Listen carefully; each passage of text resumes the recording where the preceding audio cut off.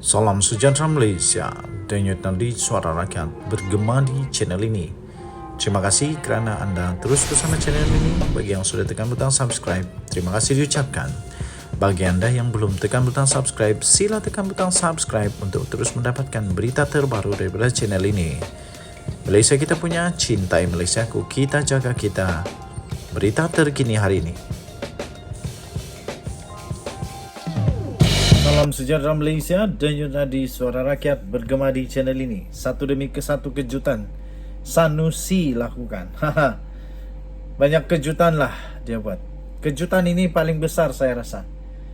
Tapi sebelum itu saya ingin ucap bilion terima kasih kepada semua yang sudah tekan butang subscribe, like dan share. Bagi yang sudah komen, bagi yang sudah tekan butang join pun saya ucapkan terima kasih juga.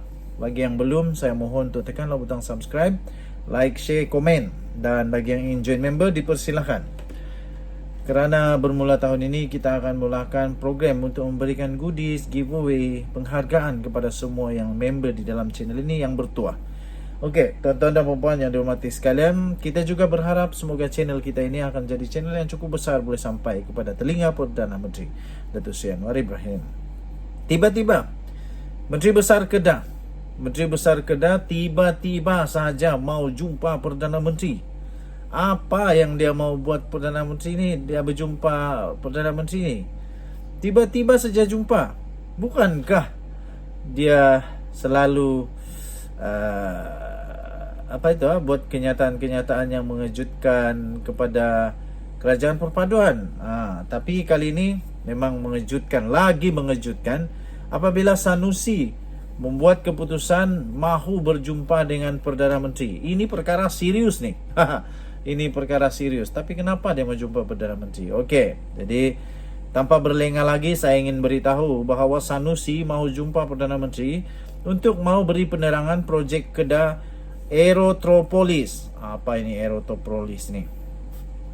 Menteri Besar Kedah Datuk Seri Muhammad Sanusi Madnor akan mengadakan pertemuan dengan Perdana Menteri Datuk Seri Anwar Ibrahim dalam masa yang terdekat untuk memberi penerangan secara terperinci mengenai projek Kedah Aerotropolis. Beliau berkata pertemuan itu perlu diadakan kerana difahamkan Perdana Menteri beranggapan bahawa projek yang ingin dilaksanakan itu akan melibatkan peruntukan daripada Kerajaan Persekutuan. Muhammad Sanusi berkata, ini kerana Kedah Aerotropolis akan melibatkan pelaburan pihak swasta melalui konsep inisiatif kewangan swasta atau PFI dan tidak melibatkan pembiayaan Kerajaan Persekutuan. Wow, ini satu kejutan. Hebat. Tahniah. Katanya dalam kenyataan itu, saya telah mengarahkan KXP Airport City Holdings Sdn Bhd untuk mengatur pertemuan dengan Perdana Menteri kerana difahamkan beliau masih belum mendapat gambaran penuh mengenai projek berkenaan dan beranggapan projek itu akan menggunakan pembiayaan daripada Kerajaan Persekutuan. Kalau guna wang kerajaan, katanya, kalau guna wang Kerajaan Persekutuan dalam keadaan kantung kewangan yang kurang memberansangkan, mesti keputusan yang diberikan adalah untuk menangguhkan projek berkenaan, katanya. Sebab itu saya mahu berjumpa dan beri penjelasan sepenuhnya.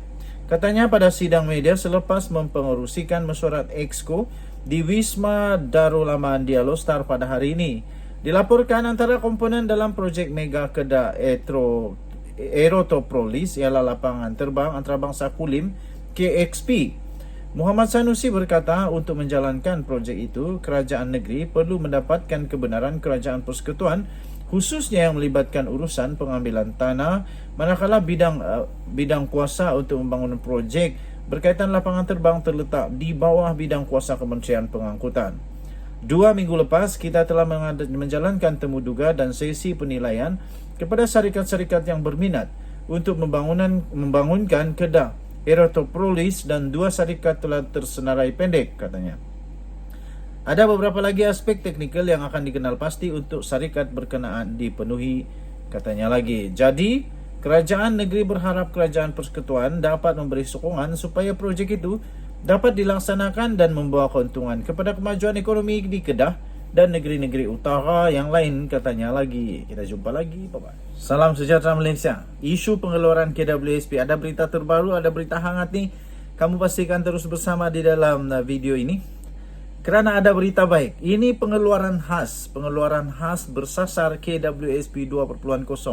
Ini betul-betul mengejutkan dan ini pasti akan menggembirakan semua orang. Saya pun tersenyum lebar. Wow, syukur. Inilah yang ditunggu-tunggu oleh seluruh rakyat Malaysia. Tapi sebelum itu saya ingin ucapkan terima kasih. Bilion terima kasih kepada semua yang sudah tekan butang subscribe. Yang sudah bersama-sama memberikan komen, yang sudah share kepada kawan-kawan channel ini. Terima kasih daripada channel ini kosong sampailah channel ini 200, menghampiri 270,000 subscriber. Terima kasih diucapkan. Bagi yang belum, sila tekan butang subscribe, like, share supaya saya lebih bersemangat untuk membuat konten terbaik. Dan lagi satu, kita berimpian untuk channel kita ini boleh sampai kepada telinga Perdana Menteri Datuk Seri Anwar Ibrahim. Apabila channel kita ini sudah menjadi cukup besar, cukup berpengaruh, cukup untuk menarik perhatian Datuk Seri Anwar Ibrahim. Semua orang menantikan KWSP 2.0 pengeluaran bersasar. Dari dulu lagi sejak Datuk Seri Anwar Ibrahim menjadi Perdana Menteri, inilah yang diwar-warkan, inilah yang diminta-minta, inilah yang dirayu-rayu oleh seluruh rakyat Malaysia. Saya pernah beberapa kali, banyak kali sebenarnya, lebih daripada 5 kali saya membuat tinjauan, 5 kali saya membuat kajian secara terbuka, undian terbuka. Apa pendapat rakyat Malaysia tentang pengeluaran KWSP? Apa yang mereka mahu Datuk Seri Anwar Ibrahim lakukan segera? Yang paling mendapat perhatian adalah pengeluaran KWSP. Semua orang mau pengeluaran KWSP. Semua orang perlu. Ada yang nak bayar kereta, ada yang nak bayar rumah, ada yang nak bayar hutang, ada yang nak buat bisnes dan sebagainya. Kemudian satu lagi, mereka bukan saja mau pengeluaran KWSP 2.0 secara bersasar ini, tetapi mereka juga mahu supaya jumlahnya lebih besar daripada yang sebelum ini.